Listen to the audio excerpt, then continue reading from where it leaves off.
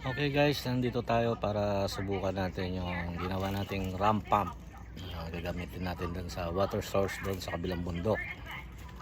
Ito try natin siya. Nire-refill ko na siya ng tubig. Nire-refill ko siya ng tubig. Galing naman doon sa IBC tank natin. Nag-reserve pa tayo dito sa IBC tank. Ayan. IBC tank. Ito dyan. Tapos kinakarga natin itong drum. Itong drum na to.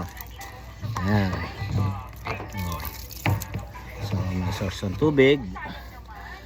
And ito try natin kung gagana itong ramp pump na ginagawa natin. So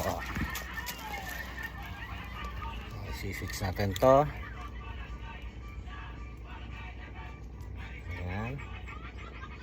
Tapos pipindutin natin to. So guys, so ayan. Gumagana. And then subukan natin to. Oh, see? Yan ang pressure. Ayan yung kukonekan natin paakyat sa bundok. So, see? Oh, gumagana siya. Ayan, oh. Yan ang punta sa bundok.